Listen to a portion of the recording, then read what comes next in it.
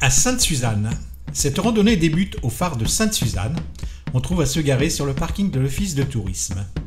Le phare Bel Air de Sainte-Suzanne est le seul phare de la Réunion. Il a été construit en 1845 et mesure 20,25 mètres de haut. On remonte la rue du phare. Apparemment sur la plaque il y a une erreur sur la date de construction. Puis on remonte en face la rue Louis-Waro qui traverse la N2. On prend à droite la rue transversale du Bel Air. Quelques mètres plus loin, on prend le sentier à la patte d'oie, on prend celui qui monte à droite pendant 2 km.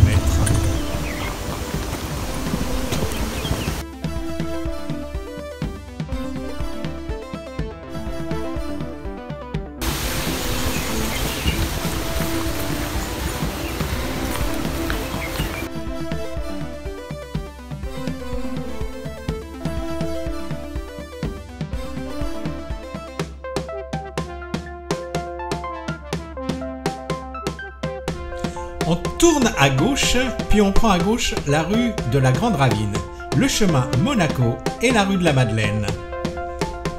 On prend à gauche le chemin de la Renaissance.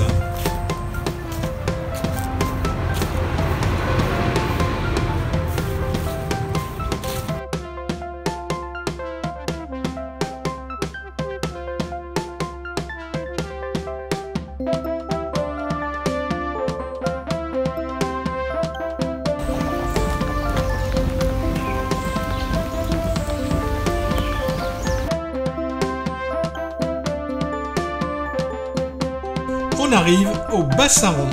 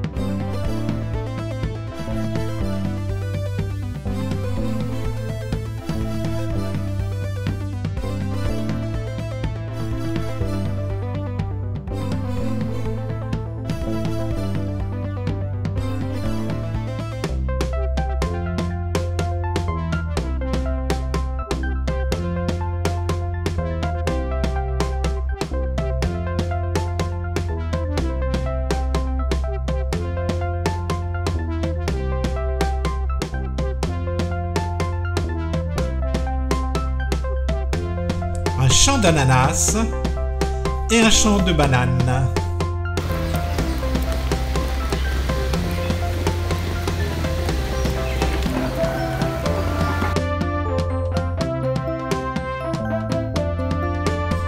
Ensuite, on fait 2 boucles dans les champs, mais si on ne veut pas se perdre, le GPS est indispensable.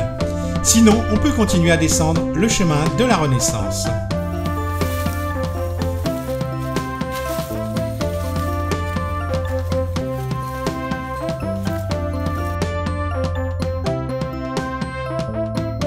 On passe devant un château d'eau qu'on ne peut pas louper.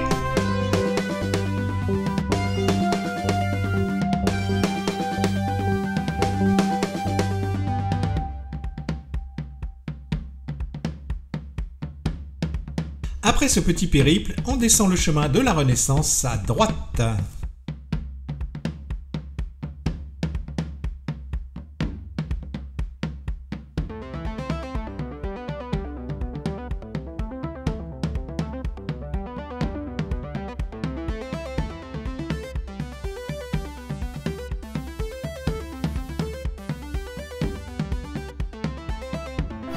On prend à droite le très beau chemin Mathurine.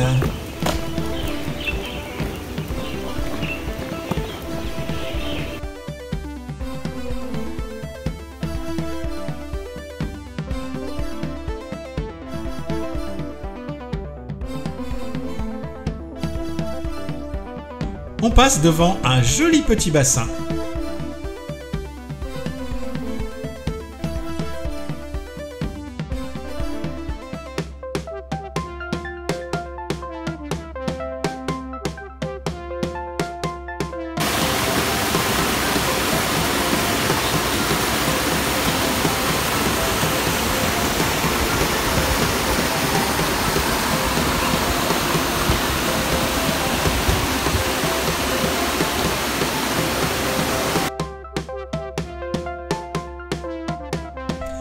prend à droite le chemin Bellevue pendant 400 mètres, puis à gauche le beau chemin au milieu des Cannes.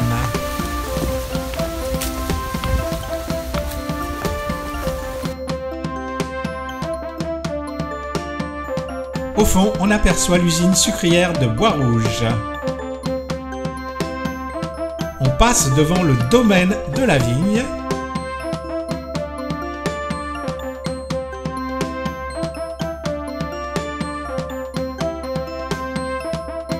Puis on prend la direction de Sainte-Suzanne par la D63 bis, puis par la N2002 afin de pouvoir franchir la rivière Sainte-Suzanne.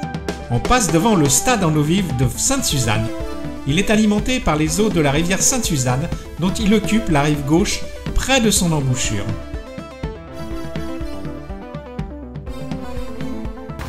Puis on longe le parc du Bocage le long de la rivière Sainte-Suzanne.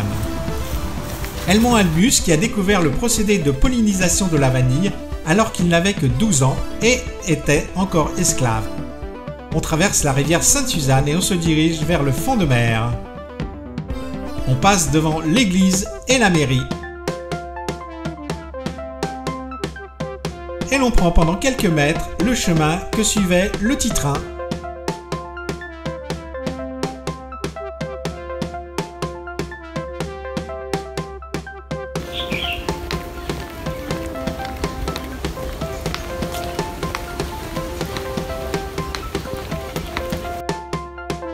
Demi-tour pour remonter la N2002 à droite et retrouver la rue du Phare à droite également.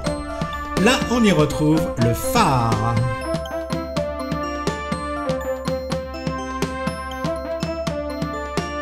On prend le petit sentier bétonné le long du phare, puis on descend les escaliers.